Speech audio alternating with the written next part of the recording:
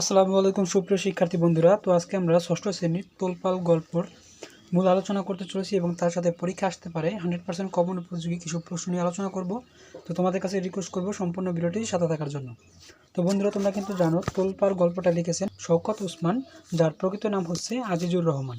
অর্থাৎ শওকত উসমান তার একটা কবির নাম, কিন্তু তার প্রকৃত নাম হচ্ছে আজিজুর রহমান। সবাই তাকে আজিজুর রহমান বলে ডাকে বা চেনে। তো কবির জন্মসালটা দেখো। কবি জন্মগ্রহণ করেছে 1917 সালের বা খ্রিস্টাব্দে পশ্চিমবঙ্গের হুগলি জেলার সবলপুর সিংহপুর গ্রামে। অর্থাৎ এখানে কিন্তু তিনটা প্রশ্ন, তার জন্মসাল, তার জেলা এবং তার গ্রামের নাম। আমরা যদি আবার একটু রিভিশন দিই তাহলে এখানে দাঁড়ায় 1917 খ্রিস্টাব্দে পশ্চিমবঙ্গের হুগলি জেলার সবল সিংহপুর গ্রামে। আর তিনি মৃত্যুবরণ করেছে 1998 খ্রিস্টাব্দে। তো বন্ধুরা, অবশ্যই তোমরা আমরা যে নোটগুলো তোমাদের সাথে শেয়ার করতে চলেছি, অবশ্যই এই কথাগুলো তোমরা তোমাদের খাতায় নোট করে রাখবে, যাতে পরীক্ষার আগের দিন রাতে তোমাদের প্রস্তুতিটা নিতে সুবিধা হয়। তো 2 নম্বরে দেখো, শওকত উসমানের পেশা, সে দীর্ঘদিন বাংলা ভাষা ও সাহিত্যের অধ্যাপনা করেছিলেন। আর হলো অধ্যাপনার আগে সে চাকরি জীবন ছিল তার বিচিত্র। অর্থাৎ এই অধ্যাপনা করার আগে তার চাকরি জীবন ছিল, সেটা ছিল অনেক বিচিত্র। তো এবার আমরা দেখি তার পুরস্কার, সে কী কী পুরস্কার পেয়েছে। 1 নম্বর পুরস্কার হলো আদমজী সাহিত্য পুরস্কার। 2 নম্বর পেয়েছে বাংলা একাডেমি সাহিত্য পুরস্কার। 3 নম্বরে পেয়েছে 21 পদক। 4 নম্বরে পেয়েছে নাসিরউদ্দিন স্বর্ণ পদক এবং 5 নম্বরে পেয়েছে ফিলিপস সাহিত্য পুরস্কার ইত্যাদি। তো বন্ধুরা, ভিডিওটিতে যারা এখন একটা লাইক দাও না, জলদি করে একটা লাইক দিয়ে দাও, আর ভিডিওটি বেশি বেশি শেয়ার করে তোমাদের ষষ্ঠ শ্রেণীর সকল বন্ধুদের কাছে পাঠিয়ে দেবে, যাতে তারাও অল্প সময়ের মধ্যে পরীক্ষার প্রস্তুতিটা যেন সহজেই নিতে পারে। আর এ বিষয়ে তোমাদের যদি কোনো মতামত থাকে তাহলে অবশ্যই ভিডিও শেষে আমাদেরকে কমেন্ট সেকশনে জানাবে। তো দেখো, উল্লেখযোগ্য রচনা, অর্থাৎ শওকত ওসমান যে সব রচনাগুলো লিখেছে শিশুদের জন্য। 1 নম্বরে লিখেছে উটন সাহেবের বাংলো। 2 নম্বরে লিখেছে ডিগবাজি। 3 নম্বরে লিখেছে মস্কুইটো ফোন। 4 নম্বরে লিখেছে তারা দুইজন। 5 নম্বরে লিখেছে ক্ষুদ্রে সোশ্যালিস্ট। 6 নম্বরে লিখেছে ছোটদের নানা গল্প। 7 নম্বরে লিখেছে কথা রচনা কথা। 8 নম্বরে লিখেছে পঞ্চসঙ্গী। তো এই ছিল তোমাদের কবি পরিচিতি। তোমরা যদি এই নোটটা তোমাদের খাতায় নোট করে রাখো, পরীক্ষার প্রস্তুতির জন্য তোমরা 100% পরীক্ষায় কম পাবে, তোমরা পরীক্ষার খাতায় অনেক কিছুই লিখতে পারবে। তো এবার আমরা দেখি পাঠ পরিচিতি বা মূল গল্প থেকে তোমাদের কী কী প্রশ্ন আসতে পারে।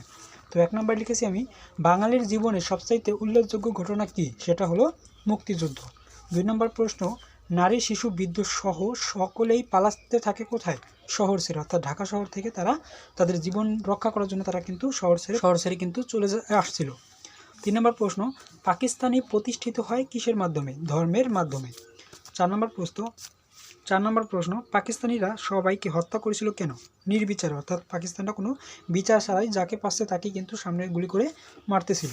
5 নম্বর প্রশ্ন, গল্পের ছেলেটির নাম কি ছিল? অর্থাৎ এই যে তোমার তোলপাড় গল্পটা, এই তোলপাড় গল্পটার যে একটা ছেলে ছিল তার নাম ছিল কিন্তু সাবু।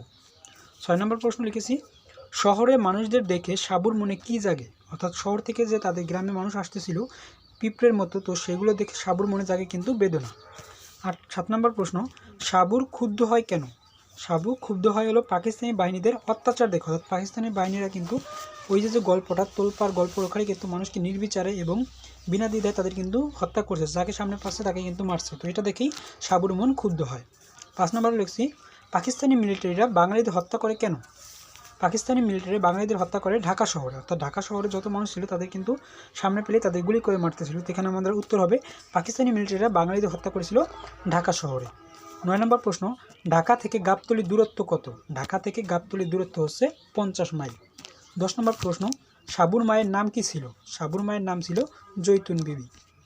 11 নম্বর প্রশ্ন, খাকি উর্দি পরা সিপাহীদের সাবু দেখতে পায় কল্পনার চোখে। অর্থাৎ খাকি উর্দি পরা বলতে এখানে তোমার সিপাহী মিলিটারিদের কথা বলেছে। তো যারা যে পোশাকটা পরে সেই পোশাকটার নাম হচ্ছে খাকি উর্দি। সেই পোশাকের পরা লোকদের সাবু দেখতে পায় হলো কল্পনার চোখে, অর্থাৎ কল্পনা করে তাদেরকে দেখে। 12 নম্বর প্রশ্ন, মানুষের স্রোতকে সাবু দেখেছে কিসের মাধ্যমে?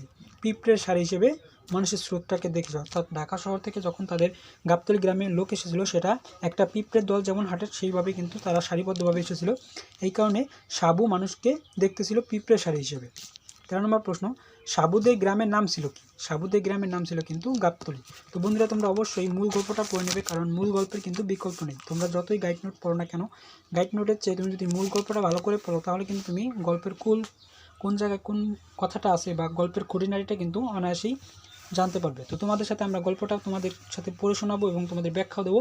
তারপর তোমাদের বলবো পরীক্ষা যেহেতু সামনে বার্ষিক পরীক্ষা, এই পরীক্ষা খারাপ হলে কিন্তু পরবর্তী শ্রেণীতে তোমাদেরকে কিন্তু উত্তীর্ণ করা হবে না।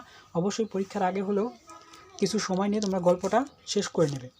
তো দেখো 14 নম্বর প্রশ্ন আমি লিখেছি, মা মা চিৎকার করে দিতে কে ঘরে ঢুকে এসেছিল। অর্থাৎ মা মা চিৎকার করে ডাক দিতে দিতে ঘরে এসেছিল কিন্তু সাবু। 15 নম্বর প্রশ্ন, মা শহরে মানুষদের গুলি করে হত্যা করছে, এই কথাটা কে বলেছিল? এই কথাটা বলেছিল কিন্তু সাবু ছেলেটি। অর্থাৎ সাবু তার মাকে বলেছিল যে মা মা শহরে মানুষদেরকে গুলি করে হত্যা করছে। 16 নম্বর প্রশ্ন, পাঞ্জাবি মিলিটারি বাঙালিদের উপর ঝাঁপিয়ে পড়েছিল কেন বা কত সালে ঝাঁপিয়ে পড়েছিল? সেটার উত্তর হবে 25শে মার্চ রাতে। 17 নম্বর প্রশ্ন, জৈতুন বিবি সকালে কি করতেছিল? অর্থাৎ জৈতুন বিবি বলতে এখানে সাবুর মা, সে সকালে কি করতেছিল? সে সকালে ওই পথচারী মানুষদের জন্য কিন্তু মুড়ি ভাজতেছিল। 18 নম্বর প্রশ্ন, প্রৌঢ় নারীর নাম কি ছিল? অর্থাৎ জৈতুন এখানে হবে প্রৌঢ় নারীর নাম কি ছিল? অর্থাৎ যে সাবুকে যে 500 টাকার নোট দিয়েছিল সেই মহিলাটার নাম ছিল মিসেস রহমান।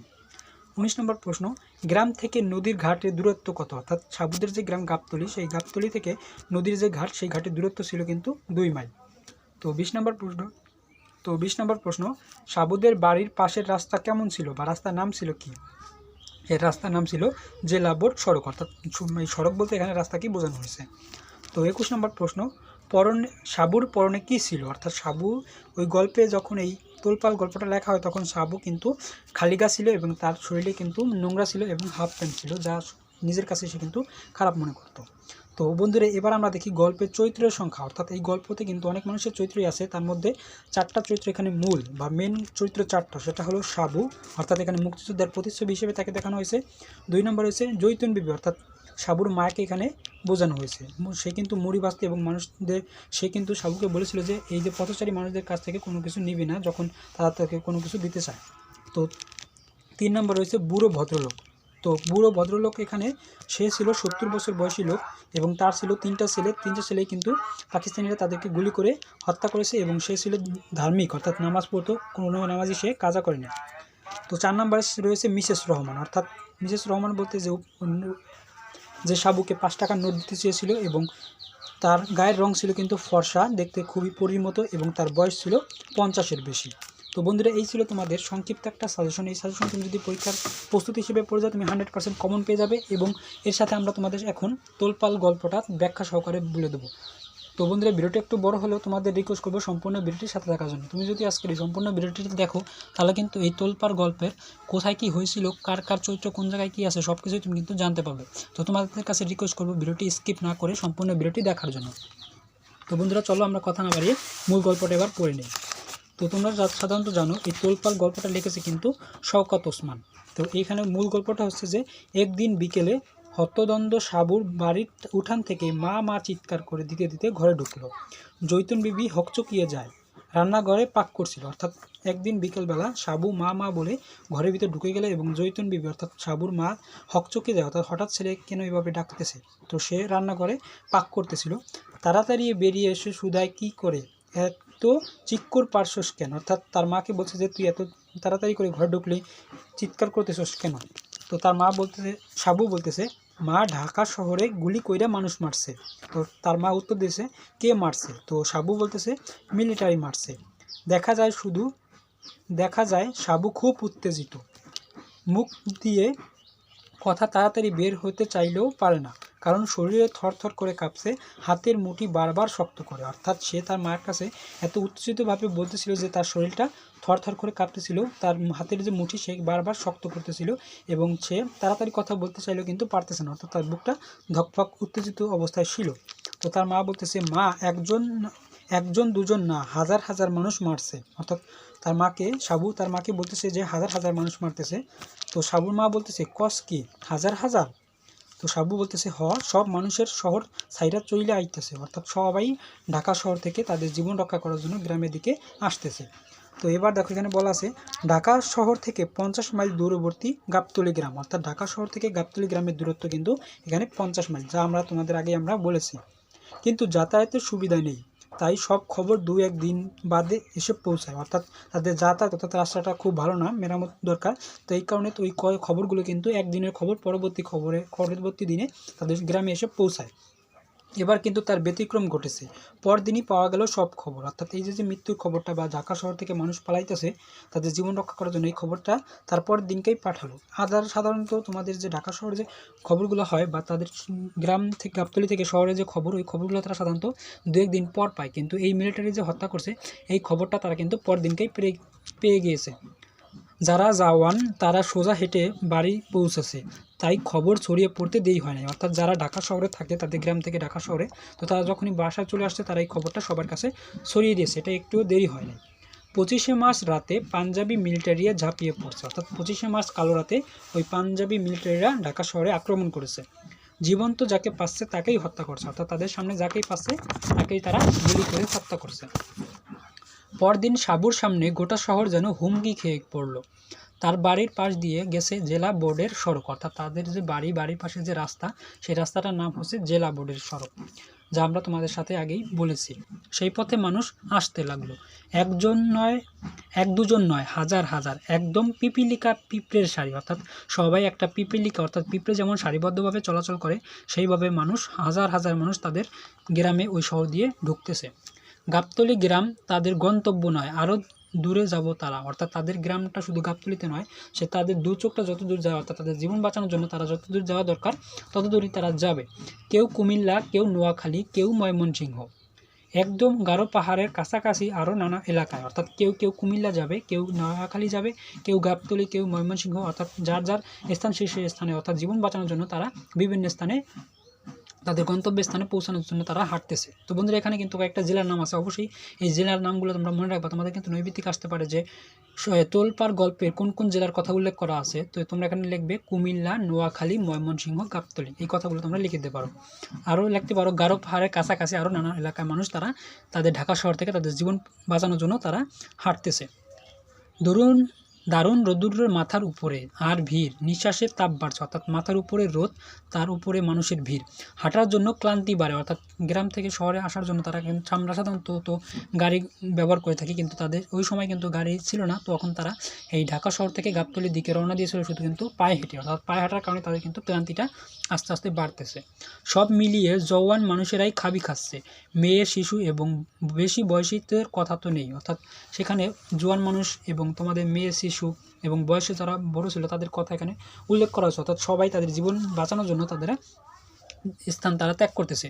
ক্ষুধার কথা চুলায় যাক, পিয়াসের ছাতি ফেটে 2-3 জন রাস্তায় পড়ে ধারে শেষ হয়ে গেল, অর্থাৎ তাদের খাবারের যে দরকার, খাবারের কথা তারা ভাবতেছে না, তারা ভাবতেছে তাদের জীবনটা আগে বাঁচাতে হবে।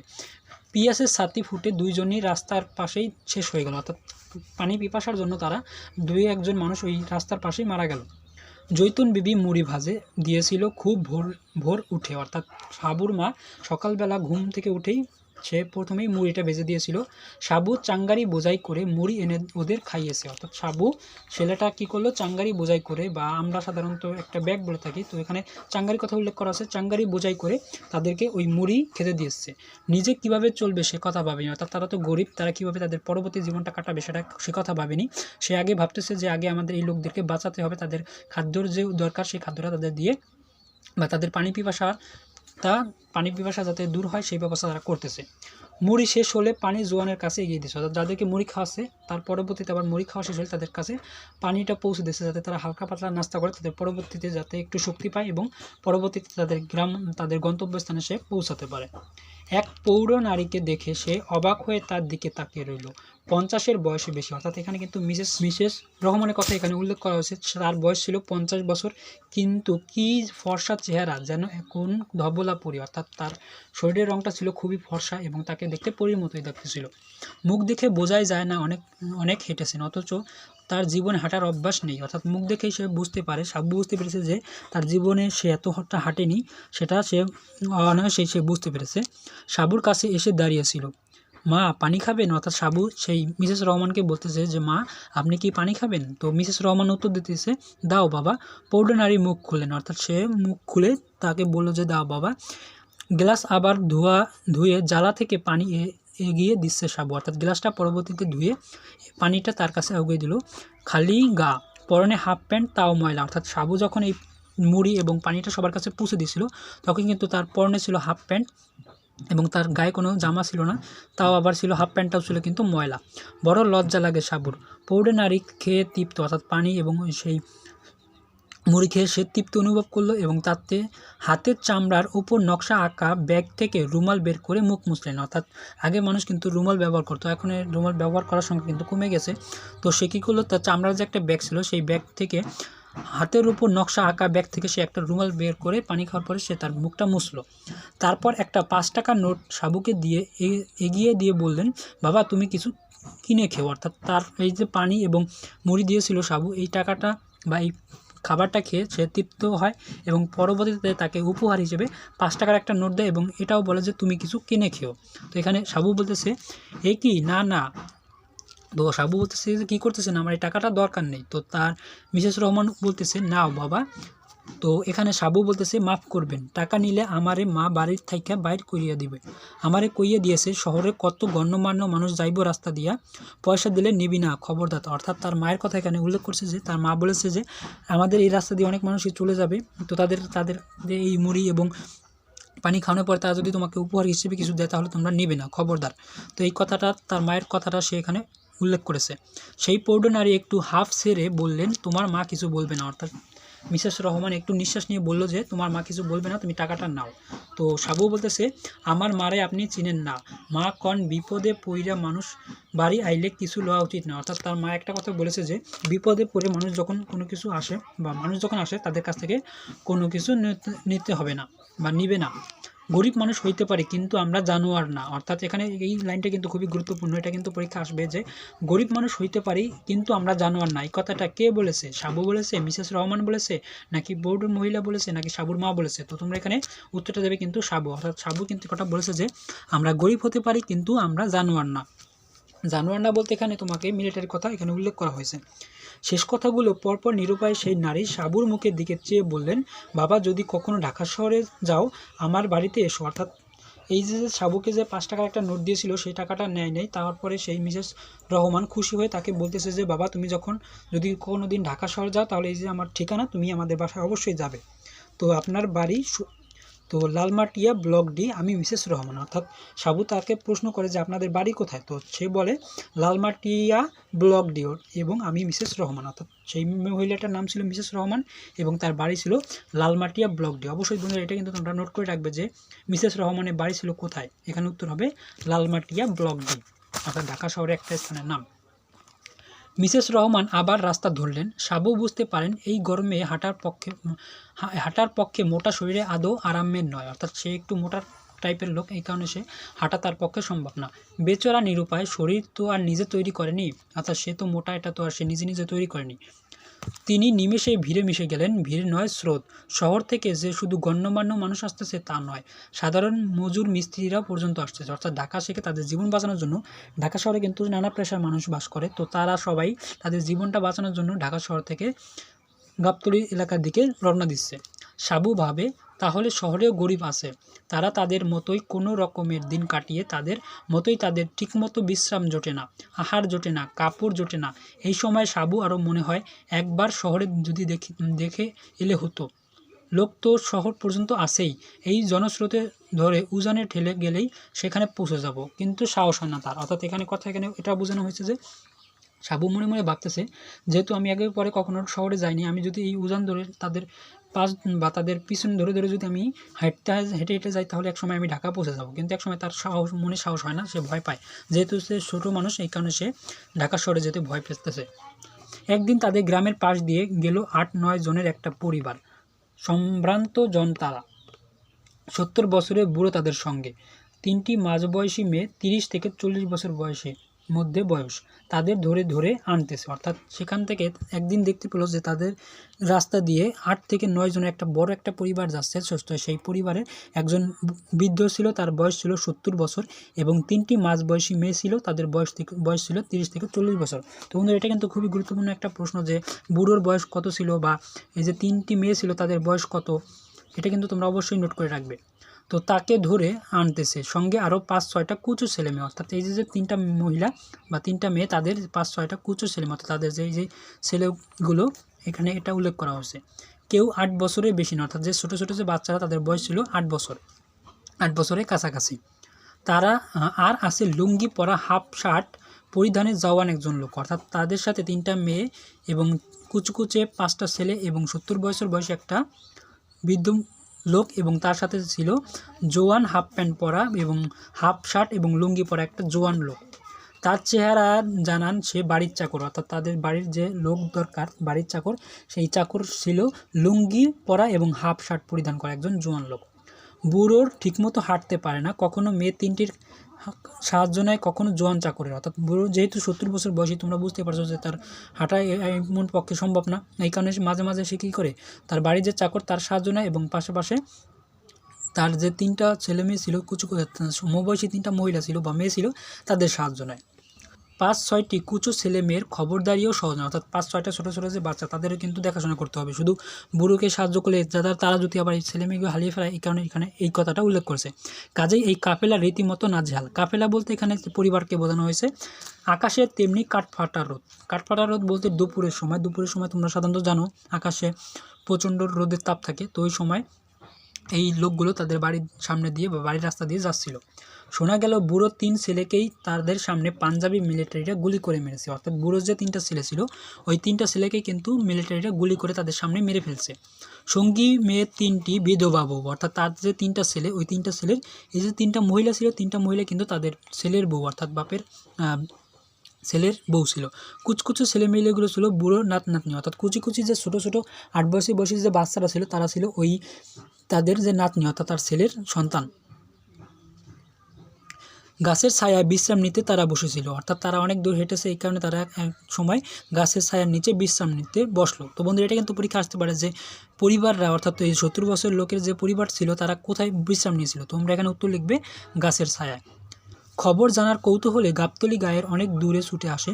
আজ কিন্তু কাছে সেই সবাই মিলেছে, সদ্য বিধবা 3 জন আর সঙ্গে অমন জারিফ মানুষ। কেউ মিলিটারি জুলুমের খবর জানবার জন্য আগ্রহ দেখায় না, বরং কীভাবে এদের সাহায্য করতে পারে তাই জিজ্ঞেস করে। অর্থাৎ এই যে তোমাদের যে গ্রাম গাবতলী গ্রামের লোকেরা, তাদের দেখে তাদের সবাই অসহায় এবং তাদের দেখে সবাই আফসোস করে যে এত বড় একটা ফ্যামিলি কীভাবে তারা যাবে, যেহেতু হাতে জোয়ান একটা লোক, তার সাথে 4-5টা ছোটো বাচ্চা এবং 3টা মহিলা আছে। তো তাদের সবাই চাচ্ছে যে তাদেরকে একটু হলেও সাহায্য করুক। পিয়াসে সকলেই অস্থির ছিল। কে একজন তাড়াতাড়ি ছোট্ট কলস আর গ্লাস নিয়ে এলো, কিন্তু এই সামান্য আতিথ্যতায় কেউ সন্তুষ্ট না। অর্থাৎ সবাই তাদের দেখে তাদের কাছ থেকে যা ছিল ছোট্ট একটা কলস এবং যাদের কাছে যে খাবারগুলো ছিল ওই খাবারগুলো তারা নিয়ে এসেছিল তাদেরকে খাওয়ানোর জন্য। তো সামান্য আতিথ্যতা নিয়ে কেউ সন্তুষ্ট না, অর্থাৎ সামান্য একটু খাবার, এই খাবার নিয়ে কেউই সন্তুষ্টি ছিল না। সাবু নিজেও ভেবে পায় না কীভাবে এদের উপকার করবে। আগে ফরমাইশ কাটতে কি বিরক্ত লাগতো, এখন আর কিছুই করতে না পারলে আশ্বস্তি। অর্থাৎ আগে সে ফরমাইশ কাটতে তার বিরক্ত লাগতো, অর্থাৎ মানুষকে উপকার করতে বা মানুষের কাজ করতে তার বিরক্ত লাগতো, কিন্তু এই সুযোগগুলো দেখে বা এই কাজগুলো থেকে তার মনে একটা আবেদন সৃষ্টি হয় যে তাদের কীভাবে সে সাহায্য করতে পারে। বুড়ো ভদ্রলোক রাজি ছিল না, তবুও কয়েকজন উপাচার্য হয়ে বিভিন্ন ভার নিল, শুধুও বাদ গেল না। অর্থাৎ কিছু গ্রামের মানুষগুলো উপাচার্য যারা ছিল তারাও তাদেরকে সাহায্য করার জন্য এগিয়ে গেল এবং তাদের সাথে সাবুও তাদের ওই কাজে সাহায্য করার জন্য তাদের দলে যোগ দিল। একটা কচি ছেলে কোলে তুলে নিল 2 মাইল দূরে নদীর ঘাট, অর্থাৎ তাদের যে রাস্তা সেই রাস্তা থেকে নদীর দূরত্ব হচ্ছে প্রায় 2 মাইল। এটা কিন্তু আমাদের প্রশ্ন অবশ্যই তোমাদের সাথে আমরা শেয়ার করেছি। তো এই কথাগুলো তোমরা অবশ্যই নোট করে রাখবে। আর আমি যে কথাগুলো বলতেছি যদি পারো তোমরা গল্পটা পড়ে খাতায় নোট করে রাখবে, কারণ খাতায় যদি নোট করে রাখো তাহলে কিন্তু তোমার গল্পটা অনায়াসে তুমি মেন থিমটা বুঝতে পারবে। আর মেন থিমটা বুঝলে তোমার পরীক্ষার প্রশ্ন বা সৃজনশীল নৈবিত্তিক যেই প্রশ্নই হোক তুমি অনায়াসে কিন্তু জানতে পারবে। তো বন্ধুরা, ভিডিওটিতে যারা এখন একটা লাইক দেয় না অবশ্যই একটা লাইক দিয়ে দেবে, আর ভিডিওটা বেশি শেয়ার করে দেবে তোমাদের বন্ধুদের কাছে, যাতে তারাও বিষয়টা দেখে উপকৃত হতে পারে। তো সাবুর কোলে গোলগাল বাচ্চাটা বয়স 3 বছর, বেশি ভারী। অর্থাৎ সাবু যে ছিল একটা বাচ্চাকে কোলে নিয়েছিল তার বয়স ছিল 3 বছর এবং সে ছিল একটু ভারী, কিন্তু ক্লান্তি নেই সাবুর। মাঝে মাঝে অন্য কাউকে তার বোঝা হালকা করতে চাইলে সে বলে আরেকটু এগাইয়ে দিই। অর্থাৎ যখন দেখে যে সাবু পারতেছে না, তখন তাদের পাশে যে লোকজন তারা সাহায্য করেছিল তারা বলতেছিল যে সাবু আমার কাছে দাও। তো সাবু বলতেছে না, আমি আরেকটু আগাইয়ে দিই। তো এখানে মূল কথা হলো সাবু চাচ্ছে তাদেরকেও সাহায্য করার জন্য। বৃদ্ধর আশেপাশে বাহকদের বলে, তোমরাই আমার ছেলে বাবা, এই গরমে তোমরা ছাড়া আমার এমন কে সাহায্য করতো। অর্থাৎ বৃদ্ধ লোকটা তাদেরকে দেখে উপকৃত, তাদের যে উপকার করতেছে, তখন সেই বৃদ্ধ লোকটা বলতেছে যে এই তোমরাই আমার ছেলে বাবা, এই গরমে তোমরা ছাড়া আমাকে কে সাহায্য করতো। ছেলে আর কোথায় পাবো, কথা শেষ হয় না, ফুফানির শব্দ ওঠে, অর্থাৎ সে যে বৃদ্ধ মানুষ, সে ঠিকমতো কথা বলতে পারে না। এমন এক সময় মনে করো সে ঢাকা থেকে গাবতলীতে আসছে, হেঁটে হেঁটে আসছে, তাহলে তার তো মনে করো কতটা কষ্ট হতে পারে। মানে তার যেহেতু বৃদ্ধ লোক, সে ঠিকমতো কথা বলতে পারে না, শুধু ফুফানির শব্দটা শোনা যায়। আবার বুড়োর ভাঙা ভাঙা গলা শোনা যায়, জীবনে নামাজ কাজা করিনি বাবা, ইসলামের নাম নিয়ে বলল পাকিস্তান হলে মুসলমানদের মঙ্গল হবে। অর্থাৎ সে 5 ওয়াক্ত নামাজ পড়তো, সে একজন নামাজি এবং ধার্মিক লোক ছিল। হ্যাঁ, এই বয়সে সব ছেলে হারিয়েছি, বুড়ো কথা শেষ করতে পারে না, দীর্ঘ শ্বাস শুধু শোনা যায়। অর্থাৎ সে শুধু শ্বাস নিঃশ্বাস নিয়ে কথাগুলো ভালোভাবে বোঝা যায় না, যেহেতু সে বৃদ্ধ মানুষ এবং অনেক হাইটে এসেছে, এই কারণে তার শরীর দিয়ে কিন্তু কথাগুলো বা তার মুখ দিয়ে কথাগুলো ভালোভাবে বের হচ্ছে না। সমস্ত কাফেলা নীরব, নারীদের মধ্যে একজন ফুঁপিয়ে ফুঁপিয়ে কান্না শুরু করলো। অর্থাৎ তাদের যে দল ছিল বা তাদের পরিবার ছিল, ওই 3 জন মহিলার মধ্যে একজন মহিলা ফুঁপিয়ে ফুঁপিয়ে কাঁদতে শুরু করলো। তখন আবার থেমে গেল, কে আর কথা বলবে এমন জায়গায়। অর্থাৎ হঠাৎ কান্না শুরু করলে আবার সে নিজেই থেমে গেল। মনে হচ্ছিল কতগুলো লাশ নিয়ে যেন সবাই হাঁটছে। অর্থাৎ এই যে তাদের বড় একটা পরিবার, সবাই মনে করছে যে তাদের একটা লাশ নিয়ে আমরা হাঁটতেছি, যাতে এমন ভারী লোক ছিল তারা। সাবু কল্পনার চোখে যেন সামনে দেখতে পায় খাদি উর্দি পরা কতগুলো সিপাহী তার সামনে, আর সে তাদের লাথি মেরে মেরে ফুটবলের মতো গড়িয়ে নিয়ে যাচ্ছে। অসীম আক্রোশে তার রক্ত টকবক করে ফুটতে থাকে। সেই সব দুশ্মন কখনো দেখেনি সে সব জানোয়ার কখনো দেখেনি সে। তারা তার দেশের মানুষকে বন্যার দিনের পিঁপড়ার মতো ভাসিয়ে নিয়ে যাচ্ছে জুলুমের দাপটে। অমন জন্তুদের মোকাবিলার জন্য তার কিশোরের বুকে আশ্চর্য তোলপাড় শুরু হয়ে যায়। অর্থাৎ এখানে সর্বশেষ কথা হলো যে সাবু কল্পনা চোখে দেখে যে সে পাকিস্তানি মিলিটারি তাদের সামনে এসেছে, সে পাকিস্তানি মিলিটারিদের ফুটবলের মতো গড়িয়ে গড়িয়ে লাথি মারতেছে এবং তার রক্তটা টকবক করে যাচ্ছে। সে দুশ্মন কিন্তু কখনো চোখে দেখেনি, অর্থাৎ পাকিস্তানিদের সে চোখে দেখেনি, সে চোখের কল্পনায় মনে মনে করতেছে যে এভাবে সে পাকিস্তানিদের হারাবে, অর্থাৎ ফুটবলের মতো লাথি মারে তাদেরকে শেষ করে দেবে। তো এই যে তোমার গল্পটা, এই গল্পটার এখানে শেষ গল্পটা এখানে কী আছে, অদম জন্তুদের মোকাবিলার জন্য কিশোরের বুকে আশ্চর্য তোলপাড় শুরু হয়ে যায়। ওখানে এটা বোঝানো হয়েছে যে পাকিস্তানি মিলিটারিদের সাথে যে সে শত্রুর মোকাবিলা করার জন্য তার ভিতরে তোলপাড়, অর্থাৎ তার ভিতরে একটা শক্তি এসে যায়, যে সে চাচ্ছে যে তাদের মিলিটারিদের সে দুনিয়ার এই পৃথিবী থেকে বা তো সে চাচ্ছে যে তাদের এই গ্রাম থেকে বা শহর থেকে এই মিলিটারিদের সে তাড়িয়ে দেবে। তো বন্ধুরা, এই কারণে তার এই গল্পটার নাম রাখা হয়েছে তোলপাড়। অর্থাৎ এখানে সাবু গল্পের তোলপাড় এখানে নাম রাখা হয়েছে এই কারণে যে সে তার ভিতরে একটা তোলপাড় সৃষ্টি হয়ে যায় বা আশ্চর্যজনক সৃষ্টি হয়ে যায়। সে চাচ্ছে যে আমি পাকিস্তানিদের ফুটবলের মতো লাথি দিয়ে এই দেশ থেকে তাড়িয়ে দেবো। তো বন্ধুরা, আশা করি তোমরা এই গল্পটা বুঝতে পেরেছো। আর তোমরা এই গল্পটার সাথে এই তোমাদের যে শব্দগুলো আছে, এই শব্দগুলো খুব গুরুত্ব সহকারে পড়বে, কারণ এই শব্দটি দিয়ে কিন্তু তোমাদের টিকচিহ্ন এবং সৃজনশীলের ক প্রশ্ন হয়ে থাকে। অবশ্যই তোমরা এই গল্পটা আবার পুনরায় একটু রিভিশন দেবে, শব্দগুলো পড়বে, পাঠ পরিচিতি, লেখক পরিচিতি এবং কবিতার গল্পের মূল থিমটা তোমরা যদি জেনে রাখতে পারো, তাহলে অবশ্যই তোমাদের পরীক্ষায় যেভাবেই প্রশ্ন আসুক তুমি 100% কমন উপযোগী পরীক্ষায় পেয়ে যাবে। তো বন্ধুরা, ভিডিওটা অনেক বড় হয়ে গেছে, আর তোমাদের আশা করি গল্পটা আমি বোঝাতে পেরেছি। তো সবাই ভালো থাকো, সুস্থ থাকো, দেখা হচ্ছে খুব তাড়াতাড়ি নতুন কোনো আপডেট নিয়ে। আর আমাদের চ্যানেলে যদি তুমি নতুন বন্ধু থাকো, তাহলে অবশ্যই তোমাদের কাছে রিকোয়েস্ট করবো অবশ্যই আমাদের চ্যানেলটি এখন সাবস্ক্রাইব করে পাশে থাকা ঘন্টা বাজিয়ে নোটিফিকেশন অল। তো বন্ধুরা, এই গল্পের মধ্যে তোমাদের যদি কোনো মতামত থাকে বা কোনো কিছু জানার থাকে, অবশ্যই আমাদের কমেন্ট সেকশনে জানাবে। আর আমরা কিন্তু আমাদের চ্যানেলে 6ষ্ঠ থেকে 10ম শ্রেণীর শিক্ষার্থীদের সংক্ষিপ্ত সিলেবাসের যে পরীক্ষা হবে, সেই সিলেবাসের পাশাপাশি আমরা কিন্তু এই রকম গল্পের ব্যাখ্যা দিয়েছি এবং সৃজনশীল প্রশ্ন কীভাবে লিখতে হবে, কোন কোন প্রশ্ন কতটুকু লিখলে কীভাবে নাম্বার পাবে, অর্থাৎ সৃজনশীলে 10-এ 10 পাওয়ার সহজ উপায়ের কিন্তু আমরা ভিডিও আপলোড করে দিয়েছি। এবং গণিতে তুমি কীভাবে পাস করবে, গণিতে কোন কোন প্রশ্ন আসতে পারবে, কোন কোন প্রশ্ন পরীক্ষা আসতে পারে, কোন কোন প্রশ্ন কমন উপযোগী, সেই রিলেটেড আমরা কিন্তু ভিডিও অলরেডি আমাদের চ্যানেলে আপলোড করে দিয়েছি। যদি ভিডিওগুলো না দেখে থাকো, তাহলে এই ভিডিও ডিসক্রিপশন বক্সে লিঙ্কগুলো দিয়ে দেবো, অবশ্যই সেই ভিডিওগুলো দেখে নেবে। কারণ তোমাদের পরীক্ষা যেহেতু 24 তারিখে শুরু হয়ে যাবে, তাহলে তোমাদের কিন্তু হাতে গোনা আর মাত্র কয়েকটা দিন বাকি আছে। তো তোমাদের কাছে রিকোয়েস্ট করবো অবশ্যই ভিডিওর লিঙ্কগুলো আমাদের এই ডিসক্রিপশন বক্স থেকে দেখে নিয়ে ভিডিওগুলো দেখে নেবে, কারণ ভিডিওগুলো দেখলে তুমি অনায়াসেই পরীক্ষার প্রস্তুতির জন্য 100% কমন উপযোগী কিছু সাজেশন প্লাস সিলেবাসটা পেয়ে যাবে, যা তোমাদের পরীক্ষার জন্য খুবই গুরুত্বপূর্ণ এবং পরীক্ষা অনায়াসেই পরীক্ষা আসতে পারে এমন কমন কিছু প্রশ্ন আমরা আমাদের চ্যানেলে আপলোড করে দিয়ে দিয়েছি। তো বন্ধুরা, সবাই ভালো থাকো, সুস্থ থাকো, দেখা হবে খুব তাড়াতাড়ি নতুন কোনো আপডেট বা নতুন কোনো গল্প কবিতা নিয়ে, ইনশাআল্লাহ। খোদা হাফেজ।